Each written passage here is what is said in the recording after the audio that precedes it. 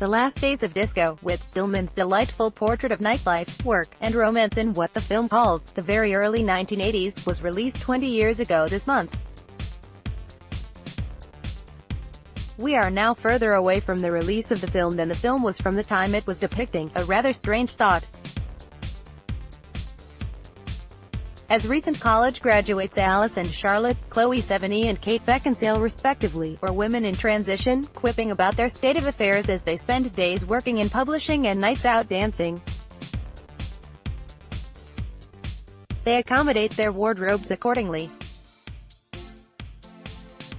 Alice and Charlotte look stylish throughout, and one can't help but wonder, on the 20th anniversary, what today's equivalent of the film, capturing the late 90s, would look like.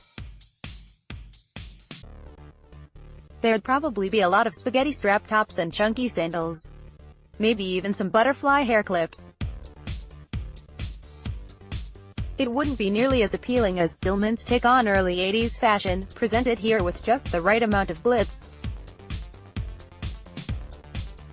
Alice and Charlotte's disco fashions are not as over-the-top as one might expect. When we first see them, they're both in black, Alice in a one-shoulder sparkly dress, Charlotte in a halter. At a club that rejects people at the door for not looking the part, they choose to go for a more subtle style. The two women, who were college classmates and are now co-workers, roommates, and disco partners in crime, have a prickly relationship, the kind of friendship filled with moments of jealousy and frustration all too common in one's 20s. Clothing unites them. In a particularly inspired bit of costume continuity, the women wear the same glittery high-neck halter dress in two separate scenes.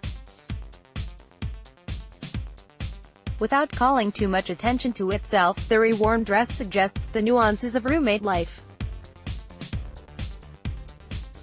Clothes are borrowed and worn in different contexts, and noticing the reappearance of the dress gives the garment new meaning, bridging a gap between two characters who sometimes behave like opposites. In another instance of costume continuity, Alice appears to have a wardrobe of sequin tube tops. In one scene, she wears a multicolored one, certainly her most outre piece, and one that goes against Charlotte's description of her as being like a kindergarten teacher. In another, she wears a similarly styled dress version in black. The sequin tube top is a simple but sexy garment, essentially a stretchy strip of fabric that shines under disco lights. Considering the shape, it's not an easy article of clothing to pull off. If anyone can make a tube top like this look stylish and flattering, it's Sevigny. While their personalities don't always mesh, Alice is reserved while Charlotte is brashly self-assured, their outfits always seem to complement each other. Note the matching black sparkles above, or their elegant necklines below, which make them look like figures out of a classic society portrait. Even when they're doing the decidedly non-disco task of hauling boxes for their move, their classic high-waist jeans go together.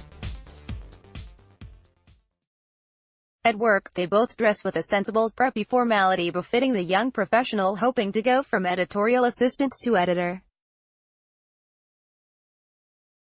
Both Alice and Charlotte wear mid-length skirts and white tops and look polished, perhaps self-consciously so.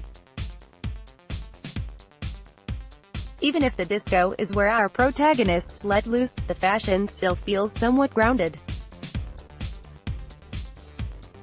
It glitters in an elegant way, and Alice and Charlotte's coordinated approach to dressing, with outfits that for the most part are consciously sophisticated, makes a perfect visual aid to Stillman's mannered, prim yet punchy dialogue. The film may be set at the end of an era, but the outfits, in their sparkling simplicity, remain stylish.